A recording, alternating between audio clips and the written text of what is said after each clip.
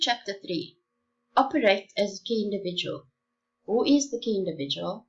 What do they do? And what are they responsible for? Definition of a key individual. In relation to an authorized financial services provider or a representative carrying on the business as a corporate or unincorporated body, a trust, or a partnership, means any natural person responsible for managing or overseeing, either alone or together with other responsible persons, the activities of the body, the trust, or partnership relating to the rendering of the financial services, or a body, corporate, or trust consisting of only one natural person as a member. The director, shareholder, or trustee means any such natural person. What this is basically saying is that in a big corporate company, the staff members would normally be appointed as a key individual. So the FSP appoints a key individual, then sends off the application to the FSP to see if the key individual is fit and proper, and they are approved by the FSP, and they then manage and oversee the staff in a big corporate company. Or the person can be a sole proprietor, and he maybe has 2 reps only working for him. Then the owner of that FSP or small brokerage, perhaps, they themselves are the KI. That is what the definition is of KI and what is meant by a natural person in a corporate or as a director or shareholder. What are the duties of a KI? They are to ensure legislation of phase compliancy, so make sure that all the reps are have experience, or that they write their RE, or all the things we listed under competency for reps. They also have to manage and oversee the representatives and clients. So again, when a rep works under supervision, the KI has got to see that the rep has given the client proper financial advice in order to make an informed decision about the product that they have bought. Also, they have to have operational ability. In other words, to run the businesses as license and code of conduct. So according to the license requirements, according to the code of conduct, operational ability means that they must have an office, they must have a desk, they must have a computer, they must have all the equipment necessary to facilitate the management and oversight of the representatives over who they are in charge. The role of a KI. So if you look at this graph, organogram here, you'll see that if you look at the center, you can have a sole prop with the specific proper fit and proper requirements for FSPs. They must also have fit and proper requirements for key individuals. The KI must also have specific fit and proper requirements for being the KI as such.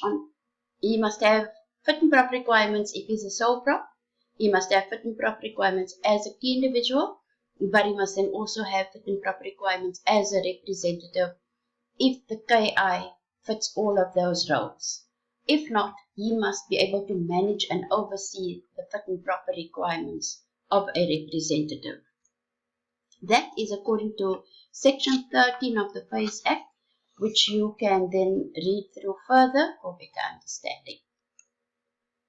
The changes in personal circumstances of the key individuals also has to be noted. The specifications of what is required is properly listed in your training manuals, and you will find that when you read it and from the background to the role players, that it will all make better sense. If there is a change in the circumstance of the key individual that affects her honesty and integrity and a good standing adversely, the FSP is responsible to advise the regulator, meaning the registrar, commissioner, and also tell the regulator what action the FSP has taken, including debarment, which we will discuss later when we come to the debarment section of the key individual. So in other words, if the key individual is no longer fit and proper, they would need to be reported to the FSP. The competency requirements of the key individual. According to board notices, there are many for you to read through. Minimum qualifications, the RE and the class of business training can be found in board notice 194 in your training manuals. And they must also have product training. So if the company comes up with a new product, it is obvious that they must have product training in order to sell those products to the clients. The competence requirements for a key individual include the following: minimum experience, relevant qualification requirements, completion of the RE exams, as well as, in addition to that, ongoing compliance with continuous professional development. We cannot be stuck in 1 year and 5 years later that key individual still bears knowledge. So hence, meaning continuous professional development is that product training and the development of the individuals in terms of ongoing phase requirements, they have to be developed in a manner that keeps them up to date all the time. The general management and oversight experience. Key individuals of a Category 1 FSP, 1 year's practical experience in the management or oversight of the activities of the business. Such experience entails key individuals who could have gained either within or outside of South Africa.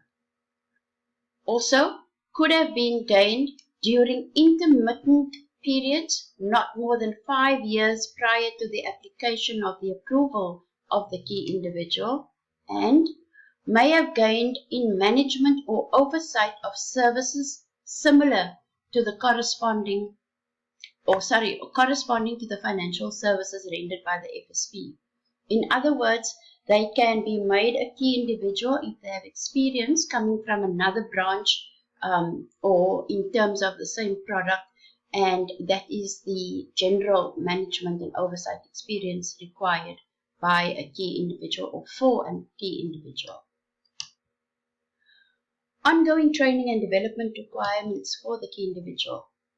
The new fit and proper requirements introduce a formal definition of competency, which means having the skills, knowledge, and expertise needed for the proper discharge of a person's responsibilities in performance of his or her functions.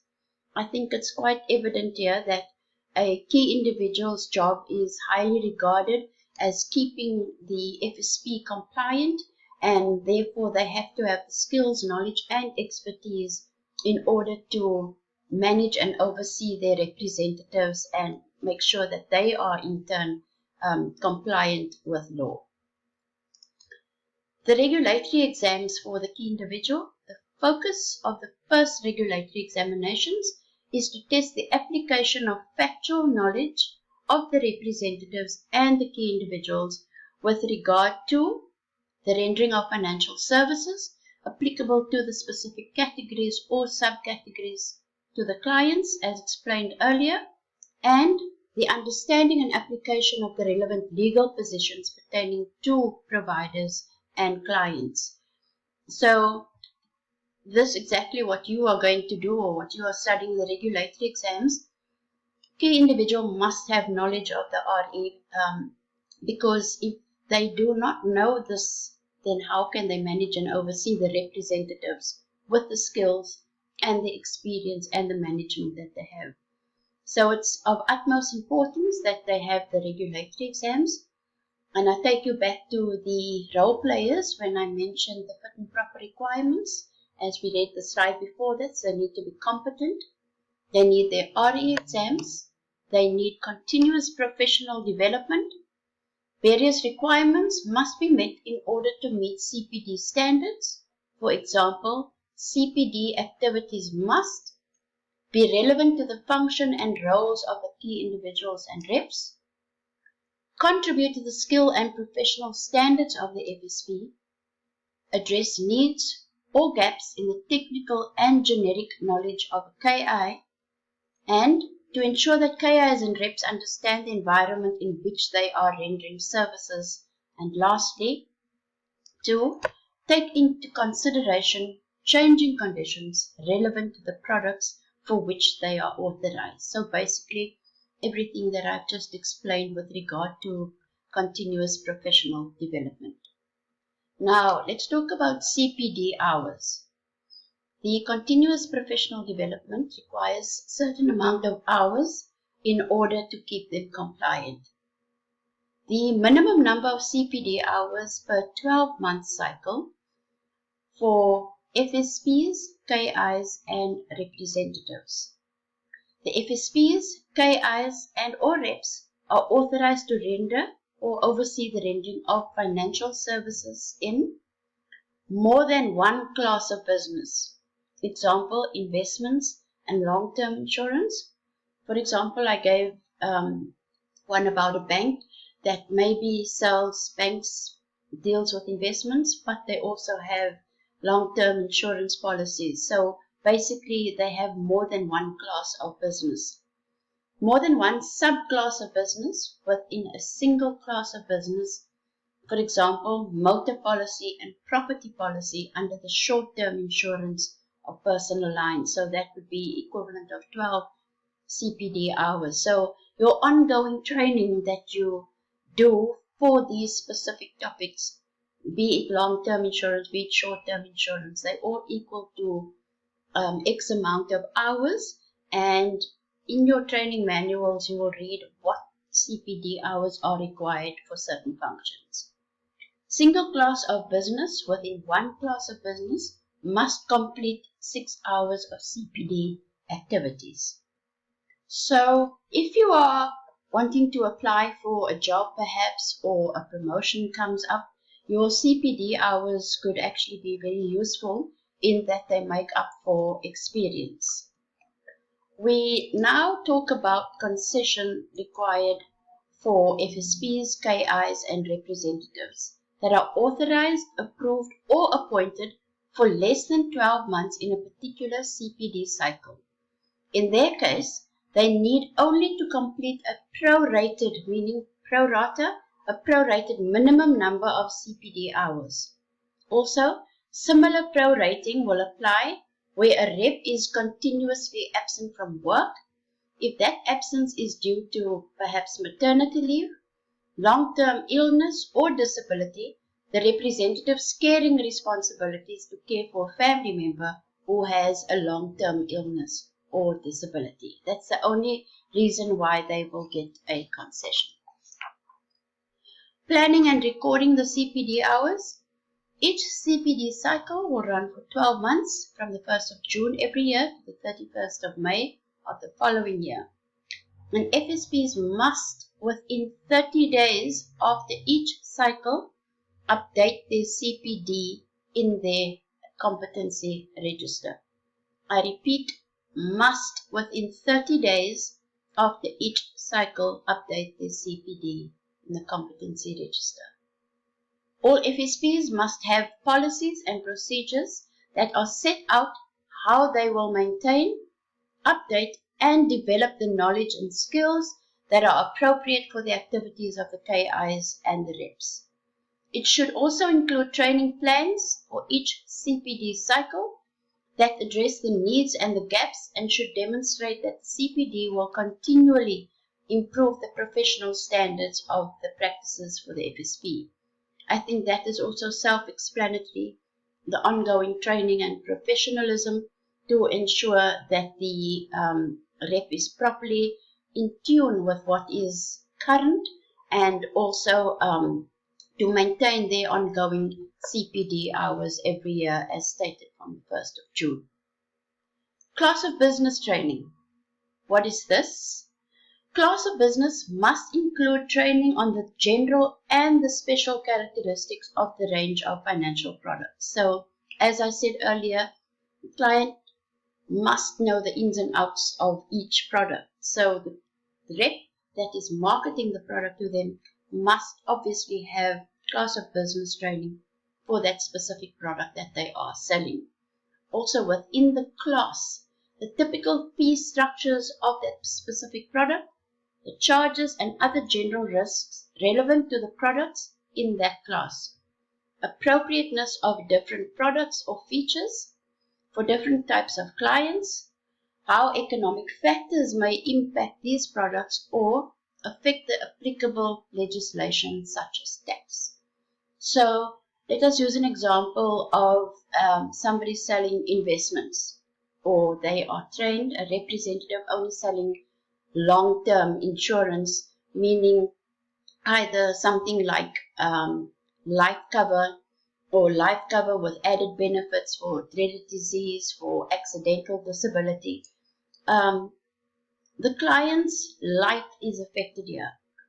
And also the client needs to know if they are putting money away in investment, how that specific investment has performed in the past 5 years. So the policy schedule or the investment that they receive, they must have knowledge of how their investment will perform, or at what interest rate, at what growth, or what is tax deductible when they are buying an RA. So these are the factors that must be taken into consideration in class of business training, and the reps as well as the key individuals must be up to date with all of the changes of the legislation, especially with things like the tax or the economic factors, in order to give the client best advice. Further class of business training can only be provided by an accredited provider as defined, or an education institution. Training providers will be accredited by the Skills Education Training Authorities like SETA, or according to the QCTO, which is the Quality Council for Trades and Occupations criteria. The transitional arrangements. FSPs, KIs, and full reps meaning that they are fully equipped with all the competency requirements, that is, not under supervision, authorized prior to the 1st of April 2018, as their experience is recognized and they are considered to have completed the class of business training already. Hence the fact that 3 years ago, there was no class of business training required, because they had continuous professional development. But since obviously that has changed, and transitional arrangements, just meaning that any of the reps that were appointed before 2018 does not need to do the class of business training, because their experience is considered to be completed. Any changes made after the 1st of April will require compliance with the new requirements. One of the conditions of these transitional arrangements is that Category 1 KIs will have to inform the registrar of the different classes of business that they are currently managing and overseeing across all of the FSPs where the KI is appointed. In other words, all the subcategories as well. Transitional arrangements for representatives working under supervision. Now, we spoke here of the FSPs, KIs, and full reps. When it comes to the representative, a representative who is working under supervision on the 1st of April, or who is appointed under supervision between 1st of April and July 31, 2018, has 1 year, or had 1 year until July 2019 to meet the class of business training requirements. Product-specific training. The product-specific training is training about a particular financial product. So there are general training requirements, and then of course there are product-specific. You need to know the details of that product, including any amendments or changes to that particular financial product. In terms of the definition, this training must include an assessment. So you'll find that most corporate companies, normally they put the assessments on their computers online, so the staff can go and do the course or the training or the assessment required in their own time, or in a specific required time by the FSPs. But this is how big companies normally work, and smaller companies will also have a program installed to ensure that they receive product-specific training. If no digital or electronic format is available, they obviously get facilitated training and written assessments, but it must include an assessment at the end. The content of the training is as follows: the specific characteristic, terms, features of the product, how the product and any underlying features are structured, the fee structure, charges and other costs associated with the product, and how these will impact on real return or benefits of the product. It must also contain the details of guarantees and risks, the impact of tax and benefits or real return, how abnormal market conditions may impact how the product performs. For an example, this pandemic that we've had in 2020 and ongoing in 2021, certain products may, because of the economic status of the country, certain interest rates may have dropped. We look at properties these days. Property is very easy for first-time homeowners because of the low interest rate. So when we talk about abnormal market conditions, is that a pandemic or political issue in a country can affect the performance of a product. Therefore, it must be in the content of training. Any lock-in periods meaning for a period that your policy can't grow or as set out by the product. And also then identify the product supplier and providers of any underlying components as well as their good standing and their regulatory standards or statuses. So therefore this is the content of the training and that they will be assessed on once they have the product related training. Commencement of PST. The commencement date for the product specific training requirements is the 1st of May 2018. However, there are again certain exemptions and transitional arrangements which the FSP must be cognizant of. In other words, they must be aware of it. Now, some of you may ask, why do we need to know these dates if they are in the past? You can get a question based on this knowledge. For instance, you could be asked a question if the representative needed to do class of business training, and then because you know anyone that was appointed from the 1st of April before doesn't need it, but anyone appointed thereafter did. So hence the statement here, the product specific training requirements is on the 1st of May, from the 1st of May 2018. And when it says that the FSP must be cognizant of the transitional arrangements, again, the FSPs must know these dates so that they know on which training their representatives or KIs need to go on. Who does the PST apply to?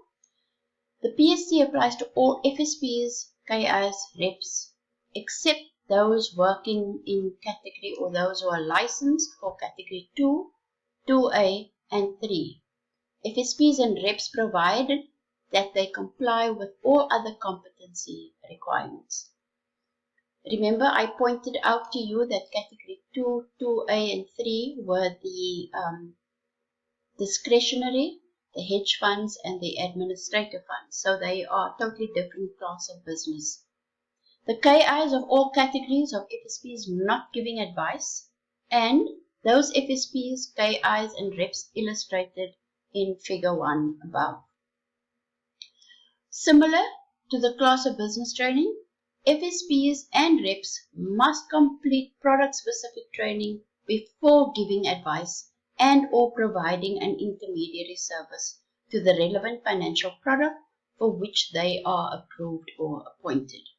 So just to wrap up the PST is that together with the class of business training, it is absolutely imperative, absolutely important that they are kept up to date with product and changes and the relevant legislation as well as the economic status in order to give the client best financial advice. Record keeping and reporting on the COB and PST. I think by now you understand and know what the the abbreviations are. So, for the competency register by the 1st of May, where they must keep a record of all qualifications, regulatory exams, class of business and product-specific training provided both internally and externally obtained. So, if you are working for a specific company, you may have obtained training, class of business and the product-specific training either at the company working for or where you come from. So a record must be kept of all the training that you receive from the 1st of May, as well as the CPD, which is the Continued Professional Development.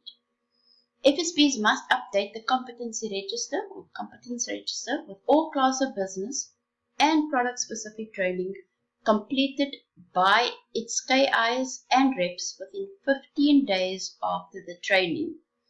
If you read through your book, you will find that the rep register has to be updated within 15 days of a specific event.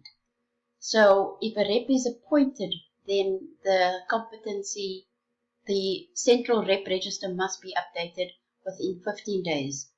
If a KI is debarred and a new one is appointed, the registrar or the register must be updated within 15 days. So whatever event takes place, a change of name, a change of ownership of directors, those must all be updated within 15 days after a specific event. In this case, 15 days after the training occurred, and retain all information and documentation relating to the training for at least 5 years. The operational ability. Operational ability, I've also explained quite a few times, means that you must have a fixed business, adequate access to communication facilities, at least a full-time telephone or cell phone service, typing and document duplication facilities, in other words, a photocopying machine, adequate storage and filing systems for the safekeeping of records, business communications and correspondence, an account with a registered bank, including, where required by the Act, a separate bank account for the funds of clients.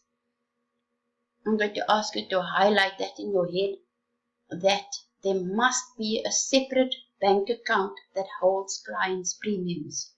It's often asked in the exams. For instance, let us say Bank A.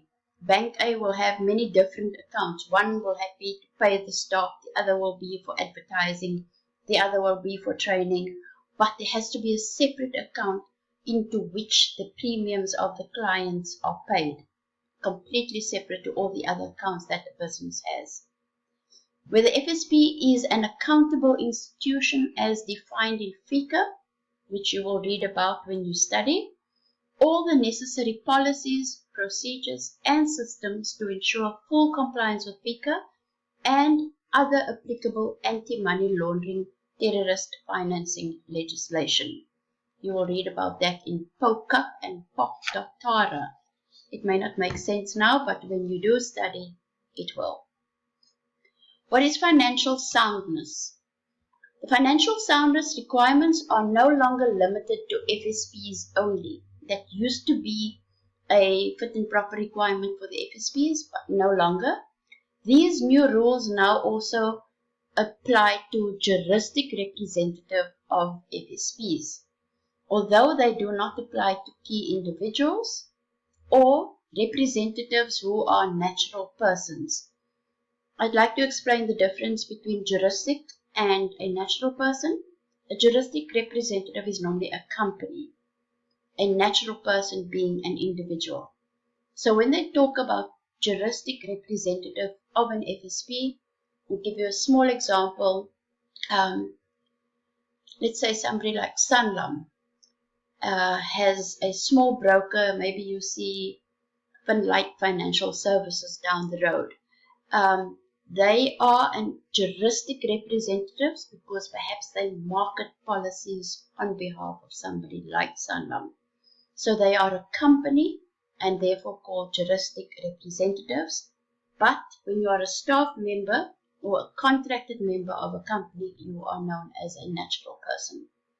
So, FSPs that are registered banks, long-term or short-term insurers are also exempt, providing that they meet the financial soundness requirements of the legislation that applies to them, which will be asked for when they are applying for licenses, that they need to give statements of their bank accounts and their assets in order to show off their financial soundness. The financial soundness requirements, in terms of new requirements, all FSPs must ensure that their assets at all times exceed their liabilities and must at all times maintain financial resources that are adequate to carry out their activities and ensure that their liabilities are met as they fall due. So, in other words, what the FSP has in terms of assets, their buildings that they have, if the company owns cars, all the furniture, all of those are known as assets, and that has to be more than what they actually owe the people for even paying out salaries, for rent, or for water, electricity. So their monthly expenses cannot be more than their assets, and I think that is self-explanatory. So when they're applying for licenses, they must obviously produce their financial statements and ensure that they have adequate processes in place to make sure that all their bills are paid every month without going into a deficit. Financial soundness requirements. In addition to the above requirements, Category 1 FSPs that collect premiums or hold assets, as well as Cat 2, 2A and 3, as well as 4, FSPs must also implement a financial strategy to assess and maintain on an ongoing basis the adequate financial resources, which includes the following. They must at all times comply with the additional asset requirements, working capital requirements, and liquidity requirements. They must comply with additional reporting requirements to the registrar, and there is a submission form A, which they need to submit to the FSP on a half-yearly basis or on an annual basis, depending on what was licensed to them when they applied. So basically, they must ensure that they are financially sound. That's what the word means. That their liabilities are not more than their assets, and they must be able to prove this to the registrar on either biannually, half-yearly, and they do so by producing statements. In the role players, we spoke about the departments at phase division, being the supervision, registration and enforcement departments, and those are the departments that handle, supervision department will handle these statements basically to ensure that the company is always financially sound. Now let us look at the liquidity calculation declarations. Although working capital and liquidity requirements remain, the liquidity calculation declaration has also been introduced. FSPs are required to provide a liquidity calculation declaration to the FSB. Category 1 FSPs that collect premiums, and Category 4, which FSPs must submit declaration once a year together with their annual financial statements. The Cat 2, 2A and 3 FSPs must submit this declaration twice a year based on their financial year. FSP should diarize this requirement, as the declaration must reach the FSP within 45 days after their financial half year end. A request for extension must be done within 15 days prior to submission. So what do we mean by liquidity calculation? In other words, because we are receiving, or because the FSP is receiving clients' premiums into their account, there has to be a liquidity, meaning, or let us talk an example of how a bank operates. If I invest my money with the bank the bank gives you an interest rate because you are leaving your money with them. But on the other hand, somebody else is lending money and they are being charged at a different rate. So the liquidity of the banking accounts for these FSPs must be liquid, meaning it must be accessible at all times, and that they have enough money in the event. Let us use an example of an event. If insurance company A, all of a sudden there's a natural disaster and 100 clients come and claim their 1 million rand life cover policy, there has to be a liquidity for these people in the accounts enough to pay all of these people out. Hence the newly required liquidity declaration calculation. So I trust that makes sense. It is more explained in your training manuals. Sorry. Early warning reporting. Category 1 FSPs that collect premiums. Cat 2, 2A, 3 and 4 FSPs must report to the FSP if assets exceed liabilities by less than 10%, current assets exceed current liabilities by less than 10%, additional asset requirements exceed the minimum requirement by less than 10%. That's affecting categories 2A and 3, which is discretionary and hedge funds. If any of the financial soundness requirements are not met, or if the FSP becomes aware of any situation that may result in any of the above. The new financial soundness requirements can be found in section 44, 45, 48 and 49, and it came into effect on the 1st of March. So early warning is basically so that the FSP has a chance of saving itself before it goes into complete liquidation. So the early warning reporting is to make sure that they remain liquid. Lastly, consequences of non-compliance. The consequences of not doing this is serious. If an FSP or a juristic representative is insolvent, liquidated, or proceedings of this nature are pending, they are seriously or persistently failing to manage any of their financial obligations, that FSP or juristic representative can no longer continue to operate. And that is when the suspension or withdrawal of the FSPs comes into effect. We have come to the end of chapter 3, and I trust that it has made sense to you or enlightened you as to a better understanding in your training manual. I thank you.